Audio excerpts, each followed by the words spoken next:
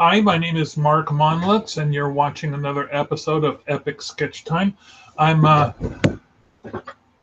freelance illustrator in Tacoma, Washington. I do a comic strip called The Comic Critic. You can see that currently on my blog. And I also have some books that I've done called The Comic Critic Presents Seldom Seen Films and The Comic Critic Presents Blockbusters, both of which available are on my online store. With me tonight are. I am Bill Morse. I'm a freelance illustrator and cartoonist working out of Seattle, Washington, and I also do a comic strip called Rhapsodies at rhapsodies.wpmorse.com.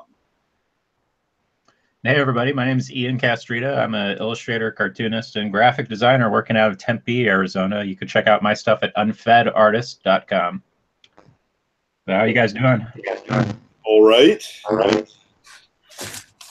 I just yesterday sent off my submission for the Emerald City Comic Con Monsters and Dames, and as soon as I can move some apps around, I'll show you how I created it.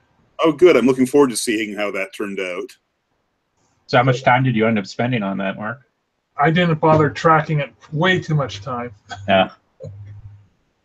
I was very bad about tracking my hours last week. It's a major. I have something I always get on other people about, and totally blew it for myself. Well, I know you potentially have a lot of reward for getting that thing published and accepted and everything. So yes, the last one I had published or was accepted really did result in higher sales at my tables, and I kind of like the whole prestige thing. Yeah, I'm sure.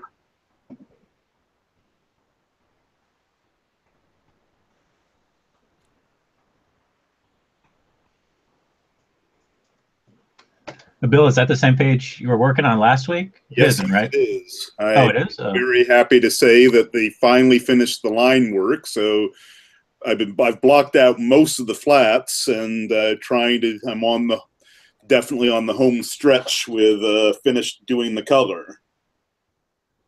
Though I have to admit I'm still figuring out the general palette, and sort of at the moment I think what I chose might be a little too warm. But I think probably after you fill in all the flats, you could start thinking more about that. But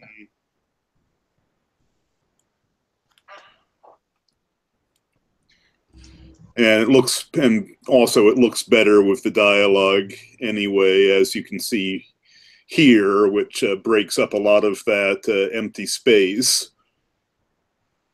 I just had it closed so it didn't interfere with the coloring.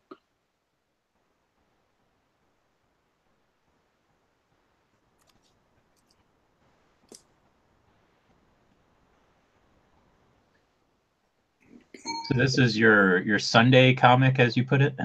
Yes, this one is going to be on the 17th.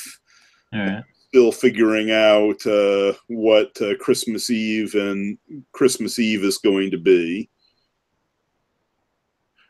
I mean, it's definitely going to be one of the main climax. So, among other things, it's going to involve Santa showing up. But anyway, if for anybody who doesn't know, I have a sort of annual exercise in masochism, doing an annual Christmas story, which kind of doubles as my holiday therapy, since I'm normally stuck out here after everybody bugs out and all my family's in New England. If I don't watch myself, Christmas can be very depressing. It's the only time I become acutely aware of them being over there. Is that a little easier with technology, like being able to do video chats and stuff? Oh, definitely. And to be quite honest, having a nice traditional Norman Rockwell New England Christmas about every 5 years is more than enough, is enough for me to stay sane. So it hasn't been as bad as I make it sound for a while. Yeah. Sometimes you hear stories about family just dreading the holidays because they have to see the relatives. It's just like, oh God, not again. Yeah, jokes about my family aside, I find there's really nobody other than my cousin Leah, anybody I really dislike. And, my cousin Leah has softened up way in her big time in her adulthood. So what I just said is at this point extremely unfair of me. Oh, you generally don't like her as much as the rest? Is that what you're saying? Oh, she growing up as a kid, she was the embodiment of a lot of very bad sexist slurs. But and even now, she's a fairly serious and no nonsense. But I imagine everybody has some kind of issues with family members, but I think somebody told me that it's actually very rare to see a family that get along together, as opposed to not. So I know Mark obviously is pretty close with his family. I saw all of his photos on Facebook. So yeah, my family is huge. I think it's as a defense mechanism or a survival mechanism. We all get along great. I mean, when we were growing up, if we fought like cats and dogs, there was a policy in the house of immediate forgiveness. And also at the dinner table, you didn't bring it to the dinner table. You could be fighting like mad, and then it was a truce during dinner. And then once you're away from the table, if you want to pick it up again, fine. But it was more of a matter of just blowing off steam rather than grudges. So I want to show you guys what you're looking at on the screen now is what I submitted. Oh, very nice. Yeah, that came out great. Even if it doesn't make it, that's something you could use for something. That's definitely, even if it doesn't suit their purposes, that's very useful. Yeah, I'm fairly pleased with it. So I'm going to show how I structured this up from the back layer forward.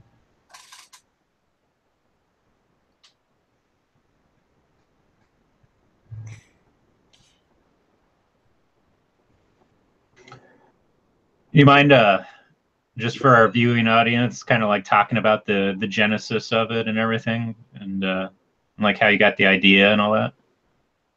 When I was I do another drawing group or meeting group on Mondays. I was really stumped for ideas, so I took some thumbnails into Freelance Fandango, which is a group that meets in person. And I was just, while I was there, drawing some thumbnails of some concepts. And then this concept popped forward through that discussion. And maybe, you know how when you're in a group and the creative juices are flowing and ideas are flying around. So that was very useful. Now, I started off with a background layer. You'll see that at the top I decided to go with a blue or a cool background. So all the colors in here are pretty cool, except for a little bit of the warm red. I was again grabbing from a consistent palette that I always use, so I wouldn't spend all my time working on things. And then added some, I would later go on and add these shadows to the background later. On every one of my layers, I add a tint and a tone layer. So here's the tone layer that I added in. And I kept it fairly harsh. And here's my tint layer. I didn't tint and tone everything because there are going to be other elements coming over. On the guy on the background, I wanted it to be more, instead of a solid blue, a bit of a gradation. So I put a lightness and it'll be later behind the Bigfoot's head. The next thing I did was add a gradation. This was actually something I did at the very end of things. I added in a couple of different gradations. One was a background gradation. This is to kind of unify the background layer. It's taking a long time to come in. I'm wondering if my application crashed. Hang on a moment.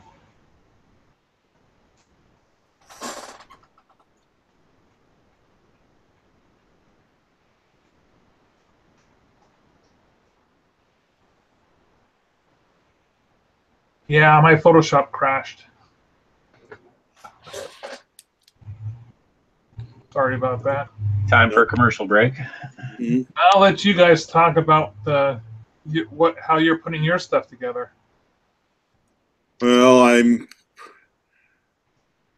I generally go with a bundle of layers myself. I've been, though, admittedly, with these Sunday pages, I frequently find it better to plan it out a lot more than what I just said, because essentially I have a bad habit in my daily strip of what I frequently call jazz improv, and it's something it's a habit that I'm trying to break, because there's a lot of times where it is just it was originally a way of trying to get around a writer's block by cranking out stock art and praying that you thought of something by the time you were done, and so for that it worked okay, but the end result was way too many unfinished pages, and so I'm trying to get better at my script writing. With these Sunday strips, though, I have to plan it all ahead, because doing what I just described is just one way of making a huge mess. But otherwise,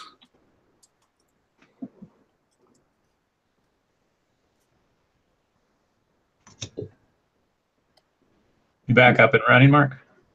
Almost. I have to activate the screen share now.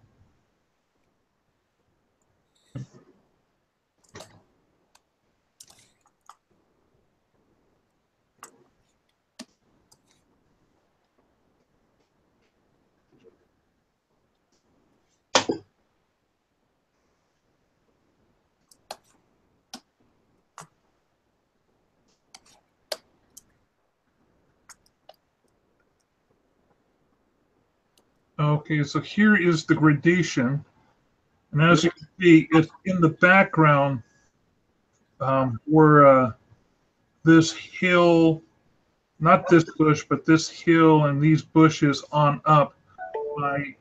There's a little trick that Stowe taught me, that by putting in a gradation that covers that entire panel, you can knock a whole field to the right level that you want it. Couple of little dust clouds kind of lightened up the background on those. Next was the Bigfoot,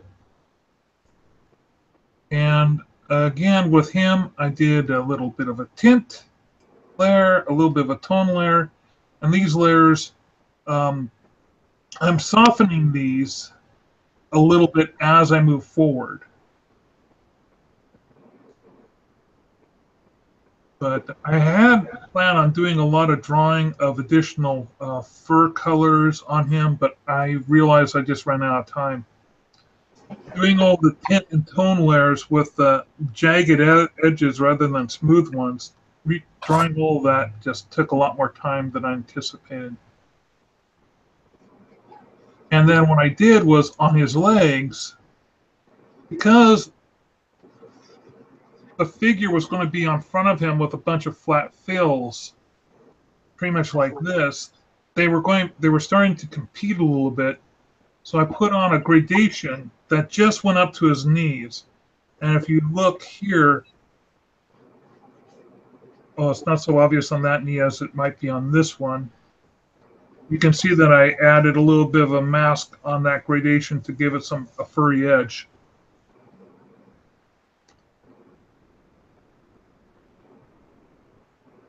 And I'll show you how well those gradations work to separate the background image. Another layer was these cookie boxes. Then I have another layer with cookies. Then I did a tint and a tone on the cookies.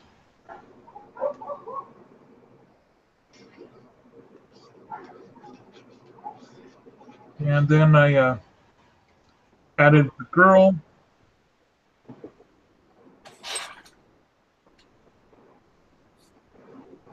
I put a little bit of bloom in her cheeks on a separate layer because I wanted to be able to.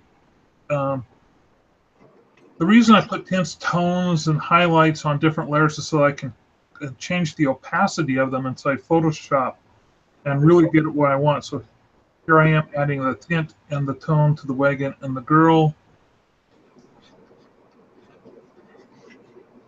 And then I have another layer called Tiny. And Tiny is basically little tiny flaws that I missed everywhere else. I go back in and fill them because sometimes it's when I'm on a deadline, if I missed something, like say this part right here on the wheel, this is all cluttery.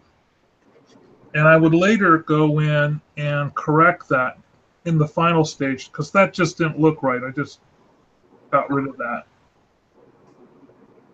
But let me show you how this looks with the gradations. First, here's the gradation of the knees gone out. And you can see how the girl is just kind of competing with the flat fills on those legs. But by adding the gradation of those legs knocked the Bigfoot more into the woods. So he's really looking like he's emerging from the woods. So here is it without either of those gradations. And you can see the flat fills. It's working somewhat through the color composition. But, oh, I just saw a flaw that I hope was not on my final that I sent in. This cookie box is not the same color as the others.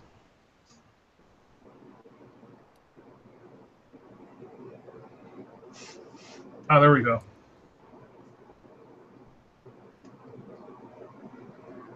Boy, I hope I had that right. I had one of the layers deselected. Well, the deadline was today, so there's another image that I did.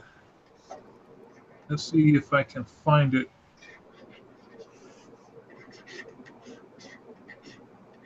This is one I submitted last year.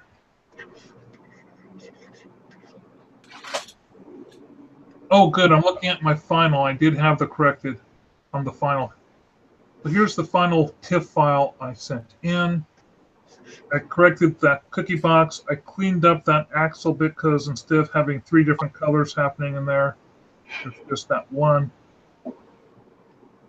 And this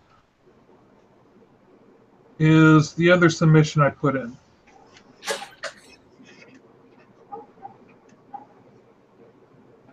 You put in 2 submissions? Yes, you can put in 2 submissions, but they can only use one. I didn't even know you were working on this one. Oh, this is one that I did last year that they didn't take. Oh, so you just resent it? Yeah. What happened was the one that they accepted for 2016 was actually one that I submitted in 2015 that didn't get in. And I was so frustrated because it was absolutely gorgeous that I entered it into an illustration contest and won a silver award. And so I then mentioned that to the people. Say, hey, look, this is something that didn't get into Monsters and Dames, so I want to let you know I won an award for it. And I thought, you know what? I'll just resubmit it again. And I don't know if it got seen by different people because Reed Pop had taken over. There was a changeover in staff. But for whatever reason, the one that I submitted the year before didn't get in. But so here's one that I submitted. Mm. And there's some cute little inside jokes happening. Like, this is the phone number of my friend Joe. This is my phone number. I have a friend, my next door neighbor. He's a grease monkey, and in his garage, next to his phone, he just writes all the phone numbers on the wall. This is the logo for James Stowe's Sidekick Quest webcomic. I thought that would be cute to have in there. Down here, there is a 5-pound magnet, and that's an inside joke with some friends. Oh, this Brill on the tape measure is a friend of mine named Mark Brill. I did that for him. And this is the type of highlights I wanted to do on the other monster that I ended up doing on this one. I love those. I forgot I did those little highlights in the eyes. That's nice. Really admire my own work. And this up on the calendar, there's a lobster wearing a fez, and this is a reference to the group that Stowe and Brill and I belong to called the Claw. I just hit a bunch of little things in here. I'm trying to remember if there's any more. So we'll see whether or not this gets accepted. I think this one's a stronger image. Oh, definitely. I mean, the other one's definitely okay and up to your standards, but kind of static in comparison. Also, yeah. I think there might be most of the weight of the piece is sort of on the left side. Yeah, and that's because he's warm and this car is cool, and I wanted to bump him out. Mm-hmm. And then you'll notice that the background, everything is gray. And the little detail, there's a theory in an aerial perspective that if you add a lot of detail, it actually knocks things back so that things in the foreground should have a lot of detail, but if you make it really cluttery with a lot of little fine-tuned detail like this nut and bolt, what happens is they recede because it's too much detail and the eye just kind of washes it away. And that's the whole point of this text over here as well. And this grid up here, it's over much detail, but compared to the rest of it, it's just meant to knock it back and go away. Oh, this soda was in reference to a joke at the time. I can't remember what the joke was now. But I like the girl in this one better. Even though this forearm of hers is way skinnier than this back arm of hers. Mm. Both girls have weird arms. So this one's mainly hidden. Anyway, so those were my submissions. I'm hoping that one of the two of them will come in. I'm worried that there was a lot of dead space right here. But I think I gotta have a place to sign the thing if it does go in. And I've got some nice dead space happening up here that I kind of counterbalance with these tree shadows. So on the whole, I'm fairly pleased with it. Are you think of doing anything else with it, like making prints? I know you said you can't do that during the show, but like after everything is said and done, I mean, like maybe continue on with a series of monsters and dames and make more illustrations or something like that? They request that you don't sell prints at the show, but it's only a request. And Oh yeah, you said that. Yeah, I forgot about that. So what I'm planning on doing is I'm going to make some prints, and then as the books sell out, I'm going to have, because people ask you, do you have prints available? And I'm thinking it's going to be a 4-day convention. The books are going to sell out within the first 2 days. So I'll probably keep, I may release it, like do a Twitter and say on Sunday, hey, I'm making available this print on Sunday for Monsters and Dames. So if you were thinking about stopping by my table before and you don't have a Monster and Dames, you can get a print from this year's. I might do that. But I'm definitely planning on taking these other prints in. The problem is that this isn't perfectly 11 by 17.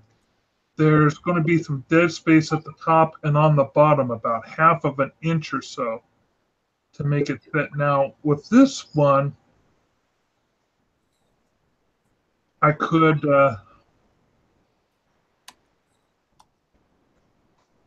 add something else to the bottom to make it look interesting and push it up to the top since it's got a frame edge on the top.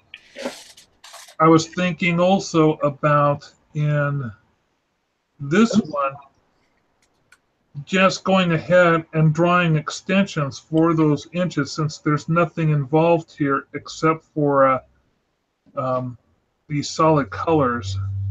And I could just continue off the trees. It's either that or have a black band at the bottom and the top, which is what I'm planning on doing for the one that I submitted in 2015.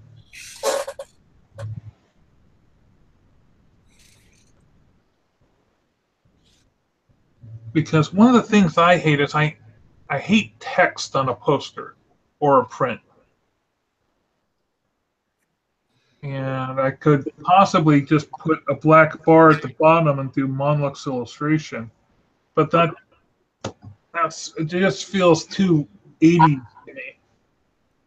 Yeah, it doesn't look the same if you frame it and hang it. I kind of agree with you.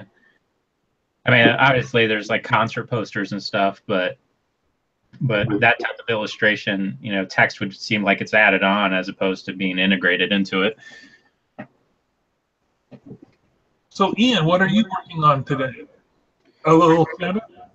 Yeah, so every year I work on a Christmas card, and here I'll just show you some of my previous ones because this one isn't done obviously. But after I finish this guy, I'll share it with you guys next week, and probably post it in my Instagram or whatever. But yeah, it's usually just kind of like I spend a month ahead of time saying, you know, I need to figure out something, and then I don't, and then it's just like, all right, I have a week to go. I really need to figure this out, and then it's just like maybe last minute I'm in the shower and it hits me, and I'm like, okay, that's it, I'm doing it. So that's unfortunately my process with this thing, but I'll show you some of the previous ones. I've been doing this for way too long. Let me see. So can you guys see that? See that all right?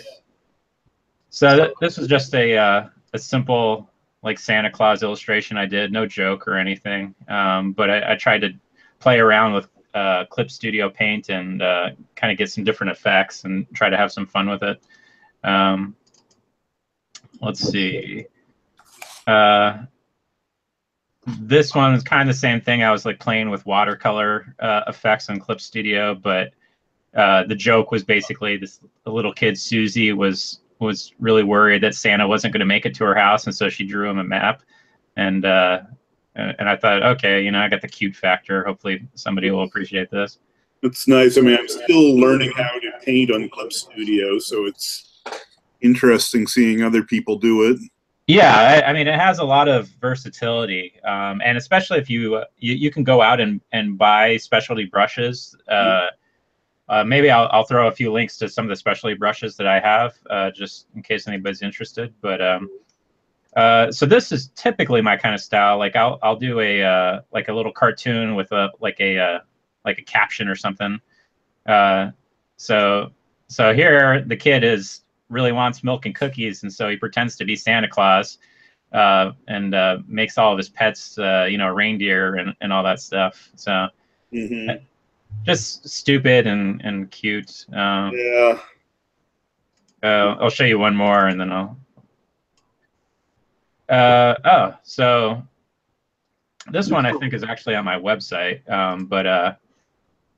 but basically it's kind of a cartoon, and I probably could have done better, like changing a few things on it. But the way it is like each letter that Santa Claus gets is like a little bit more out of his depth. Like it's like what the kids want these days.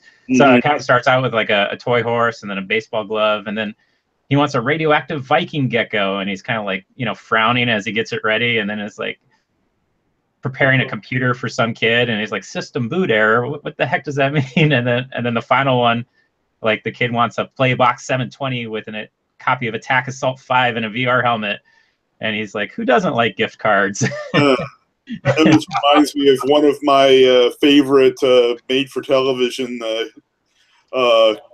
Christmas movies. The Year They Saved Christmas, they came up with this wonderful high-tech set for the North Pole enclosure. Oh, I think it was Art Carney playing Santa Claus. cool. Yeah. So I mean, my Christmas cards, I usually send them out to family as like as kind of like a consolation prize, because I can't usually afford presents. So I'm like, here's some Ian art, save it in case I die and it becomes valuable. I obviously don't put that in the inscription, but that's kind of what I've been doing. Yeah, because it's funny, these Christmas strip stories, I sort of always end them with the Santa Claus, which I think come out pretty well almost. Sometimes most of them are kind of generic sled scenes, but I've been getting a little more creative in the past few years. And then with one entertaining, exception, I did it. No, that's not it. Oh yeah, wrong direction.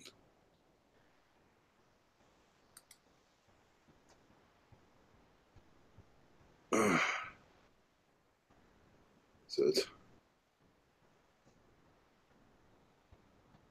Well, while Bill's looking for that file, I'm going to show you the process of yet another editorial concept I did for editorial illustration I did for my friend who likes to write quasi-religious articles. Uh-huh. So I sent you two comps. I love the first one. This was an idea he came up with. He wanted to have a Jesus with holding a cardboard sign on an exit ramp.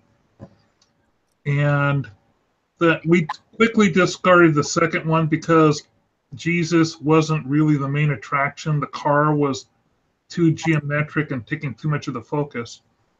So once we went with that, we there it is. Oh, go ahead, Bill. Yeah, essentially, this is probably my favorite in a while, because I was sort of going in with the basis that I decided to do Kris Kringle instead of Santa Claus that year, and also having fun spelling out that whatever a lot of people think, Kris Kringle is not a synonym for Santa Claus. Huh. And so I thought it came out pretty well. The lighting effect was fun. Essentially, how much time did you spend on that sky? Oh, the sky is a blatant cheat. I took some stock art and put a blur on it. Good for you, Bill. As for Kris Kringle, I did a single layer of the line art, and then for the lighting, I pretty much just painted under him with a yellow to white gradient, and then put a Gaussian blur on it. This was a couple of years ago, 2015? Yes. Huh. I mean, I know I sometimes I feel a little crazy doing these every year, but I always am pleased how well they come out. I mean, I've got enough of them that I could probably do a book if I on the whole shebang if I wanted to, though I am told that Christmas collections don't sell very well. Really? Well, that's what Mark says. Oh, why is that? Or I mean, is there a Have reason? you bought any Christmas books other than It Was the Night Before Christmas? No. I bought How the Grinch Stole Christmas. Now, I did buy Pat McEwen's holiday special one with the Devil and Mr. Gandhi in the hot tub episode. But anyway, back to this comp. The client and I discussed, how we would do this, and he said, he really wanted the Jesus character, rather than being his traditional robes, to be wearing like a dirty hoodie. So we went. It reminds me of this line from American Gods, where one of the older gods is complaining about how well Jesus is doing, and then he comments, "But I met a guy who saw him hitchhiking in Afghanistan, and nobody stopped." Yeah, I remember that one. Great book. Anybody's watching the series? No, I am. My wife and I were listening to it currently on Book on Tape, but we haven't finished the book. Oh, is that the George Guidall recording? I'm very fond of that one. Yes, it is. So originally, when I handed him this, I'll show you how I built this illustration. First, the gradation in the background. There's a layer farther up where I mask everything for that background. And then I cut and paste some of the edges over the top of the layer, like the top of the stop sign and his halo. His halo is actually on a separate layer. You can see here. So there's the original art, and that was being faded out over the mask I made, so I had to copy and paste it, and then I added a little highlight on it. I also wanted the Hong Kong to be softer than black letter, so I put that as a tint layer. Now, when my client first got this, he wasn't happy. He wanted to do something with Jesus's hair to make it different. He wanted it to be darker, and I realized he was seeing something in the color composition that was throwing him off.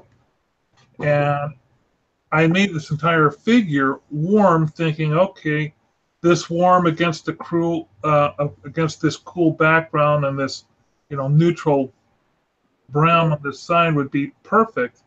But I was wrong. He was seeing he wanted this figure to pop more. So what I ended up doing was, rather than coloring his hair, I said, let me just put a blue hoodie on him. And this is what happens, why it's always a good idea to have your tints on a separate layer instead of coloring. Because all I had to do was go back into that one layer and change his shirt and his t-shirt and his hoodie. And the difference between this one and this one is fairly pronounced just by that one color change. And so he really liked this because it made the warmth of his face with the yellow hair pop forward. Anyway, so that was the last one I did. How many of these illustrations have you done for your clients so far? Oh, I've been averaging one a week. Some of them he hasn't used, like he didn't use the Pope Mobile. That got put on the sidetrack. Yeah, he didn't do the spew one. Ian, were you here for the spew? Yeah, I remember that one. So the spew is on. What happens is he changes his mind at the last minute on what the topic's going to be, and so He's got a couple in the chamber, so to speak. And we try to work a couple weeks ahead of time because that way if I suddenly don't become available, he's not left in the lurch. And as long as he doesn't change his mind, we're good.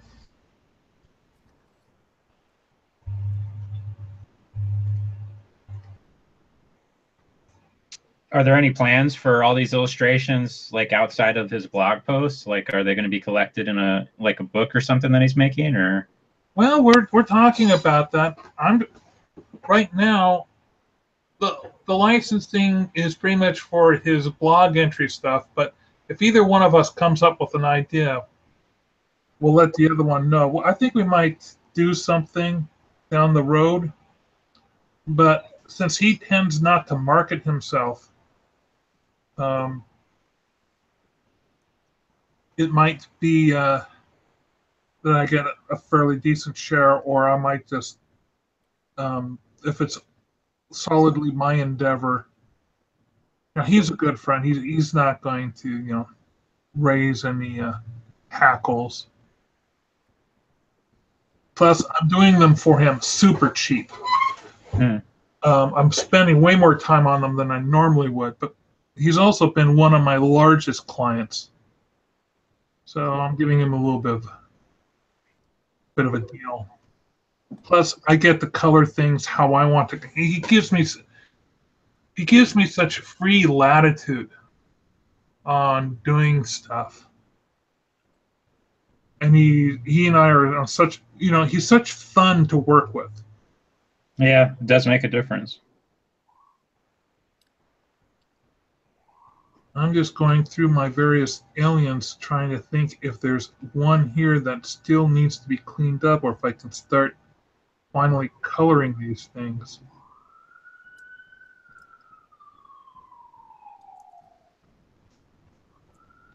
Is that siren in my neighborhood or somebody else's neighborhood? Mine. What's that? In my neighborhood. I heard a siren in the background. Oh. Okay.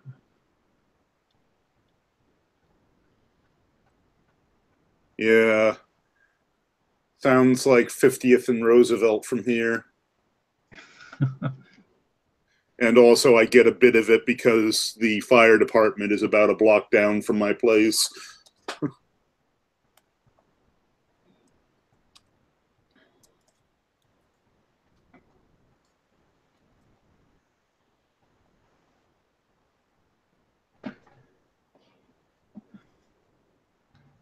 It would appear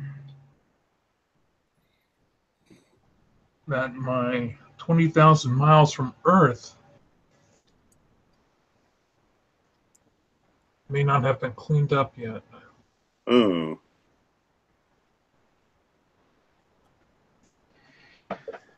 Well, if you guys don't mind, I bring up the movie topic. Oh my God! Let's talk movies. Oh, I'm definitely up for it. I know it's a little unorthodox for epic sketch time, but I figure I might bring it up. I saw Justice League last night, and I was pretty pleased with it. I know it hasn't been getting the most amazing reviews, but all in all, I thought it was a decent entry in the series. And then obviously we got the new Star Wars movie coming up, and I'm pretty excited about that. I got my tickets purchased already. I'm really looking forward to the new Del Toro movie. What's it called? Something Water. Oh yes, I know. I'm blanking on the title too, but the trailer looked fantastic. And it supposedly came out last week, but none of the theaters in Tacoma were showing it. So my friend, who I do all these drawings for, he's one of my movie buddies, and we were kind of distressed. We wanted to go see that. Yeah. I know what you guys are talking about, but yeah, come to think of it, I don't think it's showing in any theaters near me, too. Yeah, because I get so spoiled out here because, Seattle's Movie Central, so it has to be something obscure in a language nobody's heard of for it not to show up here. I mean, for example, I saw Takahi Miike's adaptation of Blade of the Immortal last month. Oh, fun! That sounds like a good movie. It is, and it's a fair and surprisingly good adaptation because most of these adaptations, while they have pretty good production values, suffer from trying to cram everything into the 2-hour allotment. But this one, they did a pretty good job by Miike pretty much turning it into his own thing. Now there's a new live action version of an anime / manga that what's it called? It's Battle Angel Alita. There we go. Yeah, I'm not sure what I think of the trailer. I mean, it's interesting. It looks almost like at the moment it looks like a straight adaptation of the 80s OAV. But that might be my imagination. But I don't know what the purists are barking about it. I haven't watched any of those videos, but what I've seen so far interests me. I mean, I'm not sure about the call they made about deliberately giving her anime eyes, but considering this has been a pet project of Cameron for decades, I'm curious to see what it comes out as. Well, that whole thing with giving it different eyes, I'm kind of looking forward to that because what was it? Splice. Mm-hmm. With the creature inside Splice, they used the same type of technology there to give that actress not only different eyes but a whole different head shape. So, and it completely worked. I really liked that movie. Another one is, if we want to start ranting about good stuff, I just saw Coco this weekend. Oh yeah. I can nitpick some of the story points, but from a technical, artistic standard, oh my God, the sets are gorgeous. I mean, the attention to detail is amazing. I mean, the Land of the Dead had this wonderful Spanish colonial Art Deco fusion vibe to it. And the news I hear about that is there's a big Frozen short in front of it that people hate so much that they've actually taken it out at some theaters. And I was at one of those theaters. Oh yeah. I mean, to a certain extent, I'm sure I wouldn't have minded it, but based on the preview I saw for it, it was blatantly on my wait till the video list. Yeah. What's so terrible? What is Ustav doing now that's so bad? Oh, he's existing, which is the main thing. No, I thought there was something else. I mean, he can't be sort of like the Jar Jar Binks of. And the other thing is, based on what I saw, it came off like a pretty generic Christmas special. Well, I think that was the thing. Disney originally intended it to be like its own kind of side thing, but then for whatever reason, it just got shoved in front of Coco.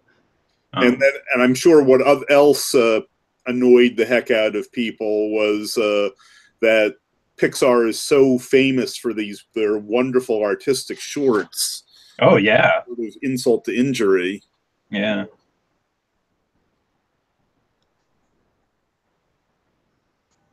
I mean, Disney, I can't remember which short it was, but they made a beautiful short. I think it's called Paperman. Oh, that is a gorgeous one. Terrific. Oh God, that was having a wonderful story. It was so nice to see that they hadn't destroyed their 2D studio completely. Yeah. I mean, obviously that was digital, but it was painstakingly made to look like 2D, and yeah, just the story itself was great. I mean, it's definitely, the influence of Pixar on the Disney studio, but man, that was great. I love that. I have mixed feelings about the house. What should I call it? House label Disney cartoon movies. But I mean, they're not. I'm not saying any of them are bad, but at the same time, a lot of them come off as kind of generic. So I mean, you're talking about like Big Hero 6 and Wreck-It Ralph and Frozen. Actually, those are the two that I like more. But Frozen and Tangled, for example, yeah, blatant Barbie doll figures and. Well, what's your thoughts on Moana? I mostly liked it, though they kind of, but at the same time, I liked Moana a lot, but at the same time, it had that Barbie figures for the. It might be an Uncanny Valley thing. Hmm.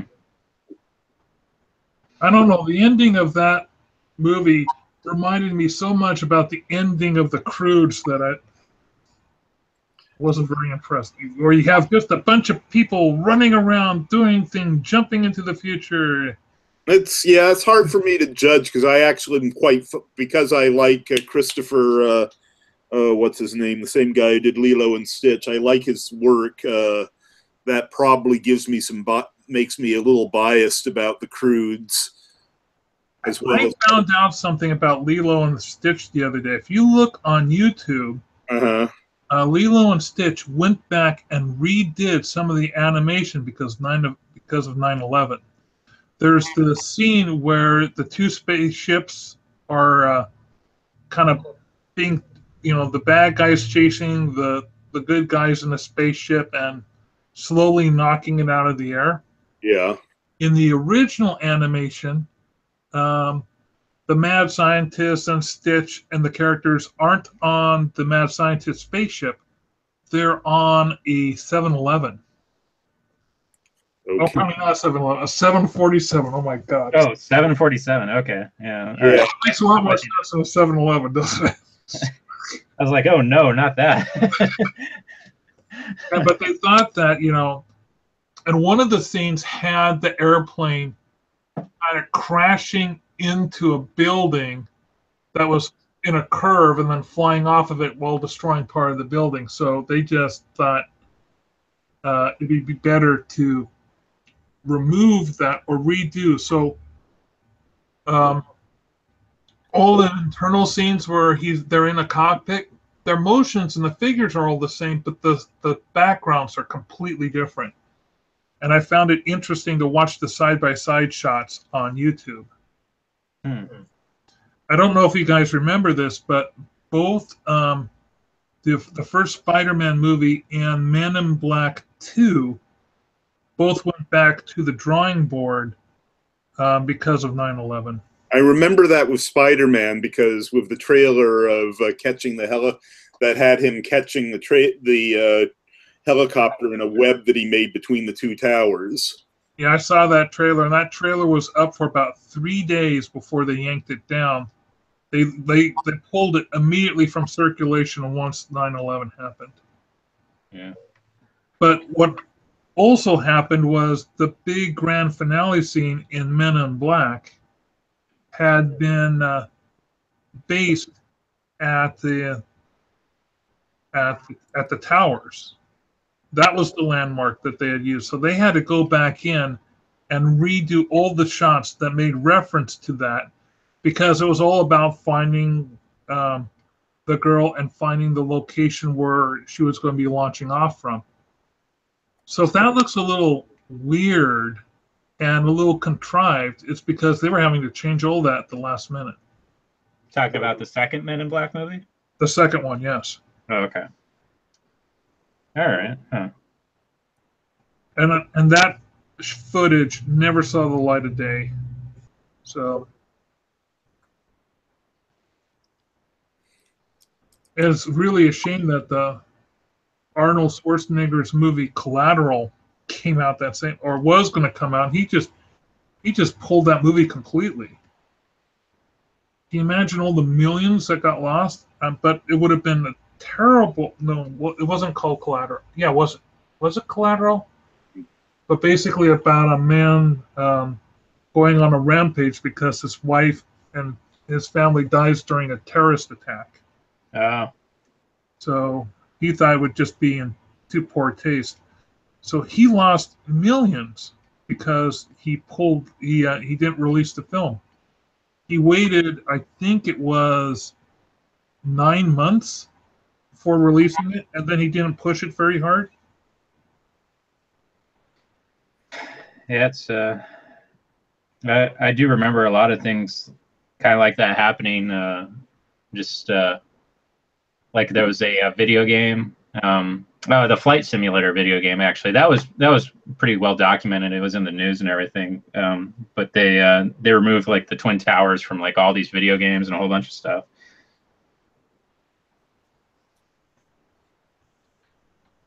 The Gangs of New York, it had already come out. But if you remember, did either one of you see Gangs of New York? Oh yes, of course. The ending montage where the 18th century New York transforms into 20th century New York, and the Twin Towers are there. That's right. So there's not much that they can do about that now since it's been released.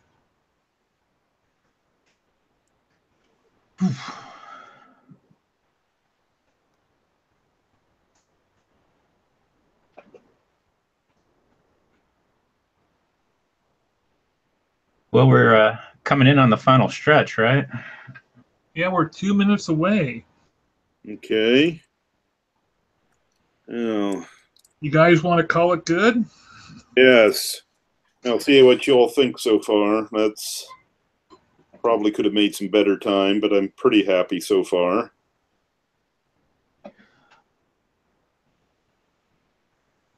And this is actually coming out on the 17th, you said? So this will be Sunday. Yeah. I mean, I'm going to be working on it on increments. I'm far enough into it that I'm not worried about having to rush it. And besides, I have the rest of the week to have panic attacks over. Well, I'm definitely looking forward to seeing the finished product. The lights in the windows. Yes. I think they should be lit. Okay. Because this is an underground place, right? Right. So dark rooms in a dark house, and to me, everything would be lit up inside. So point taken.